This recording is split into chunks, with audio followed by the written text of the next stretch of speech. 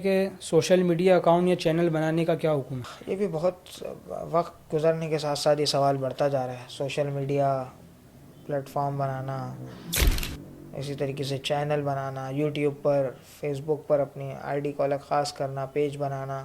تو دیکھیں، بات یہ ہے کہ اگر جو حرام چیزیں ہیں، ناجائز چیزیں ہیں، ان سے بچتے ہوئے، اجتناب کرتے ہوئے کوئی بناتا ہے، اس کا ڈیٹا مواد بھی صحیح ہے اور مفید چیزیں لوگوں کے لیے ڈالتا ہے، تو صحیح ہے، بالکل صحیح ہے. اسلامی معلومات کے لیے، اسلامی چیزوں کے لیے، یا غیر شرعی چیزوں سے بچتا ہے، جیسے عورتیں ہوتی ہیں، خواتین ہوتی ہیں، سلائی کڑھائی، کھانا پکانا، یہ وہ سب. لیکن غیر شرعی چیزوں سے بچنا ضروری ہے.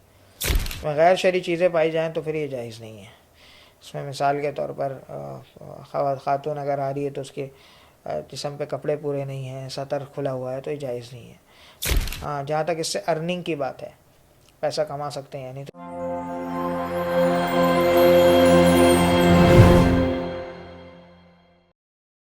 السلام علیکم ناظرین کرام، میں ہوں دین الہی. الرحمان اکیڈمی کے پروگرام آپ کے مسائل کے حل میں خوش آمدید. آج ہمارے ساتھ موجود ہیں مہمان گرامی مفتی عفنان صاحب، جن سے ہم کچھ سوالات پوچھیں گے اور شریعت کی روشنی میں رہنمائی حاصل کریں گے انشاءاللہ. السلام علیکم ورحمۃ اللہ وبرکاتہ. وعلیکم السلام ورحمۃ اللہ. مفتی صاحب، پہلا سوال یہ ہے کہ اگر کوئی شخص بیوی کے جو خاص ایام ہوتے ہیں، حیض کے ایام، اس میں اگر ہم بستری ہو جائے تو اس کا کیا کفارہ ہوگا؟ کیا اس کے دینا ہوگا؟ صدقہ وغیرہ کچھ ہوگا؟ بسم اللہ الرحمن الرحیم، نحمدہ ونصلی ونسلم علی رسولہ الکریم، اما بعد. حالت حیض میں جو ہے ہم بستری کرنا، جمع کرنا ناجائز اور حرام ہے. اللہ جل شانہ نے قرآن پاک میں ارشاد فرمایا: یسألونک عن المحیض قل هو اذی فاعتزلوا النساء فی المحیض. یہ لوگ آپ سے پوچھتے ہیں حیض کے بارے میں، آپ کہہ دیں کہ گندگی، خون ہے، گندا خون، اور اس میں اپنی عورتوں سے دور رہو. تو حیض کی حالت میں جمع کرنا جائز نہیں ہے. اور حتیٰ کہ حکم یہ بھی ہے کہ ناف سے لے کے گھٹنے تک کا جو حصہ ہے عورت کا، اس کو بغیر کپڑوں کے چھونے کی بھی اجازت نہیں دی جاتی حیض کی حالت میں بالخصوص. ہاں، کپڑوں کے اوپر سے، کیونکہ جو ہے وہ یہودیوں میں یہ تھا، بالکل سختی تھی جو کتابوں میں ملتا ہے کہ ایسی عورت کو سمجھا جاتا تھا پتہ نہیں کوئی حیض آ گیا ہے تو اس کو بالکل الگ تھلگ رکھیں. نصارہ میں بالکل نارملی ہوتا تھا. اس کو درمیان کا حکم دیا کہ اس حالت میں آپ جمع نہیں کر سکتے. ناف سے لے کے گھٹنے تک کے حصے سے آپ بغیر کسی سطر کے فائدہ نہیں اٹھا سکتے. ہاں، ویسے ساتھ رہنا، بیٹھنا، کھانا کھانا، یہ ساری چیزیں صحیح ہیں، درست ہیں. تو ایسی صورت کے اندر اگر کوئی حالت حیض میں جمع کر لیتا ہے تو حدیث میں آتا ہے کہ وہ تو صدقہ کرے. کچھ ابتدائی حیض کے ایام ہیں تو 1 درہم کر دے، اور اگر آخری حیض کے ایام ہیں، کیونکہ حیض کے ایام مختلف ہوتے ہیں، 3 دن سے لے کے 10 دن تک ہو سکتے ہیں مختلف، تو ان ایام میں صدقہ کرنے کا حکم ہے. کسی حدیث میں 1 درہم کا ہے، کسی میں آدھا درہم کا ہے. مختلف توجیہات محدثین نے کی ہیں. تو کچھ نہ کچھ رقم صدقہ کر دینی چاہیے اور استغفار کرنا چاہیے. ناجائز حرام کام ہوا ہے، اس پہ استغفار کرے، توبہ استغفار کرے اور آئندہ اجتناب کرے. اچھا، ایک سوال یہ پوچھا ہے کہ ماضی میں نماز میں جلسے میں ایک تسبیح کے برابر بیٹھنے کے واجب ہونے کا علم نہیں تھا. اب یاد نہیں کہ صحیح ادا ہے یا نہیں، تو ان نمازوں کا جو پچھلے پڑھی ہیں اس نے جلدی، تو اس کا کیا حکم ہوگا؟ اس کو دوبارہ سوال کیجیے گا. سوال یہ پوچھا ہے کہ اگر کسی شخص کو اپنی ماضی میں، یعنی کوئی شخص جلدی نماز پڑھ رہا ہے، ایک رکن کے بعد دوسرے رکن میں جاتے وقت بیچ میں رک نہیں رہا، تو ایسی نمازوں کا کیا حکم ہوگا؟ آپ نے سوال بدل دیا. یہ جو لکھا ہوا ہے، جو آپ نے کیا تھا، جو سوال آیا ہوا، یہی دوبارہ کیجیے. اچھا، ایک سوال یہ پوچھا ہے کہ ماضی میں نماز میں جلسے میں ایک تسبیح کے برابر بیٹھنے کے جلسے میں دیکھیں، جلسے سے مراد اگر قاعدہ آخیرہ ہے تو یہ واجب نہیں ہے، تو فرض ہے. یہ تو فرض ہے. اور ایک رکن کے بقدر بیٹھنا، یہاں مراد ایک رکن کے بقدر بھی نہیں، یہاں تو مقدار تشہد کے بقدر بیٹھنا فرض ہے. اذا قلت هذا او فعلت هذا تم الصلاۃ. اگر اس سے مراد جلسہ اولا ہے تو وہ ایک رکن کے بقدر بیٹھے گا. اس میں 3 سبحان اللہ کے بقدر ہے ادنا درجہ، 1 سبحان اللہ کے بقدر بھی اطمینان سے بیٹھ جائے تو نماز ہو جائے گی. تاہم اب یہ یاد نہیں کہ کتنی دیر بیٹھا تھا، کیا تھا، تو بلا وجہ شبہ میں نہیں پڑھنا چاہیے. تاہم آئندہ کے لیے نماز کو سیکھ کر صحیح طرح پڑھنی چاہیے تاکہ نماز ہماری بہتر سے بہتر ہو جائے. اچھا، ایک سوال یہ پوچھا ہے کہ سوشل میڈیا اکاؤنٹ یا چینل بنانے کا کیا حکم ہے؟ یہ بھی بہت وقت گزرنے کے ساتھ ساتھ یہ سوال بڑھتا جا رہا ہے. سوشل میڈیا پلیٹ فارم بنانا، اسی طریقے سے چینل بنانا، یوٹیوب پر، فیس بک پر اپنی آئی ڈی کو الگ خاص کرنا، پیج بنانا. تو دیکھیں بات یہ ہے کہ اگر جو حرام چیزیں ہیں، ناجائز چیزیں ہیں، ان سے بچتے ہوئے، اجتناب کرتے ہوئے کوئی بناتا ہے، اس کا ڈیٹا مواد بھی صحیح ہے اور مفید چیزیں لوگوں کے لیے ڈالتا ہے تو صحیح ہے، بالکل صحیح ہے. اسلامی معلومات کے لیے، اسلامی چیزوں کے لیے، یا غیر شرعی چیزوں سے بچتا ہے، جیسے عورتیں ہوتی ہیں، خواتین ہوتی ہیں، سلائی کڑھائی، کھانا پکانا، یہ وہ سب. لیکن غیر شرعی چیزوں سے بچنا ضروری ہے. اس میں غیر شرعی چیزیں پائی جائیں تو پھر یہ جائز نہیں ہے. اس میں مثال کے طور پر خاتون اگر آ رہی ہے تو اس کے جسم پہ کپڑے پورے نہیں ہیں، سطر کھلا ہوا ہے تو یہ جائز نہیں ہے. باقی یہ کہ اگر وہ ساری چیزوں کی پابندی کرتی ہے، اس کے پاس جو مواد ہے وہ درست ہے تو بنا سکتی ہے.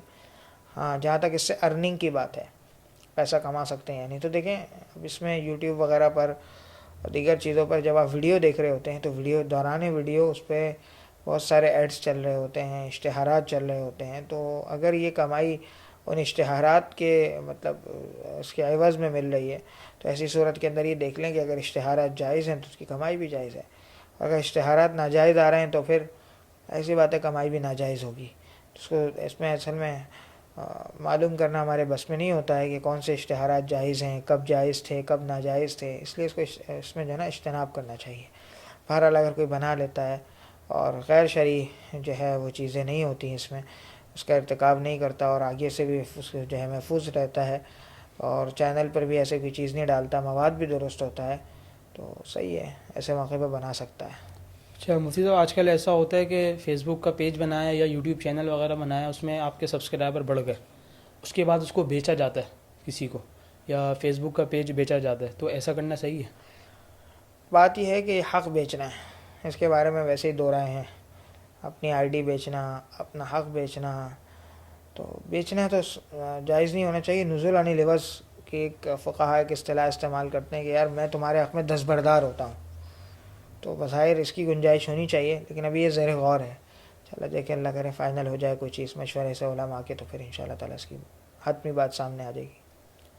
اچھا ایک سوال یہ پوچھا ہے کہ نیوز چینل دیکھنے کا کیا حکم ہے شرعی؟ دیکھیں خبریں دیکھنا بالکل انسان چاہتا ہے میں خبریں دیکھوں، تو خبروں کی حد تک واقف ہونے میں کوئی مسئلہ نہیں ہے.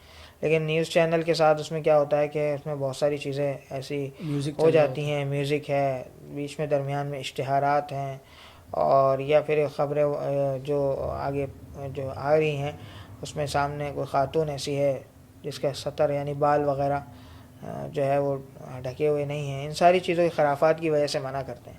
ورنہ خبریں اگر کوئی کسی سے سن رہا ہے، میں آپ سے کہتا ہوں یار خبر سنا دو آج باہر کیا ہوا، ہے. یہ کیا ہو رہا ہے پوری دنیا میں، اگر آپ مجھے خبر سناتے ہو تو خبر دیکھنا صحیح ہے. لیکن اس کے اندر اگر کوئی خرافات والی چیز ڈال دیں گے تو جائز نہیں ہے. تو یعنی فی نفسی ہم کہہ سکتے ہیں کہ جائز ہے خبر دیکھنا، خبر سننا. لیکن اس کے اندر جو چیزیں ایڈ ہو جاتی ہیں تو ہم کہیں گے نتیجتاً جائز نہیں ہے، کیونکہ انسان اس سے بچ نہیں سکتا.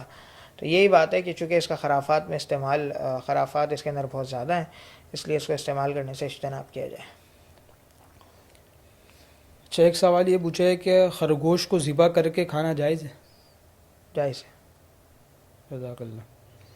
اچھا آپ صلی اللہ علیہ وسلم کی پسندیدہ غذا کے بارے میں پوچھا ہے کہ آپ صلی اللہ علیہ وسلم کی پسندیدہ غذا کیا تھی؟ مختلف موقع پر مختلف غذاؤں کا کھانا آپ علیہ الصلوۃ والسلام سے ثابت ہے. ایسے موقع پر آپ کو یہ چاہیے کہ سیرت کی مستند کوئی کتاب لے اور اس کو مطالعے میں رکھیں. آپ علیہ السلام کو میٹھی چیزیں بھی پسند تھیں، کھجور کا کھانا بھی ثابت ہے، اور ککڑی یا کھیرے کے ساتھ کھانا ثابت ہے. گوشت کے اندر دستی کا گوشت پسند تھا. تو یہ ساری چیزیں ہیں احادیث کے اندر ملتی ہیں. اسی طریقے سے سرید کا ملتا ہے. تو آپ علیہ الصلوۃ والسلام کے جو معمولات ہیں جن کتابوں کے اندر بیان ہوئے ہیں، تو جیسے زاد المعاد ہے فی ہدی خیر العباد اور سبل الہدی والرشاد، یہ جو کتابیں ہیں عربی میں، اور یا پھر اردو کے اندر جو آپ کو ایسی سیرت کی کتاب ہو جو آسانی سے آپ جس کو سمجھ سکتے ہوں، سیرت مصطفیٰ ہے، اسوہ حسنہ ہے، اور اس کے علاوہ جو بھی سیرت کی کتاب آپ کو اچھی لگتی ہے، بس یہ دیکھ لیں کہ مستند اس کے اندر چیزیں ہوں تو وہ دیکھ لیں، اس میں دیکھ لیں آپ علیہ الصلوۃ والسلام کی جو مستند غذائیں ہیں، اور کوشش کیا جائے اس کو جو آپ علیہ السلام نے غذائیں استعمال کی ہیں ہم اس کو جو ہے وہ استعمال کریں.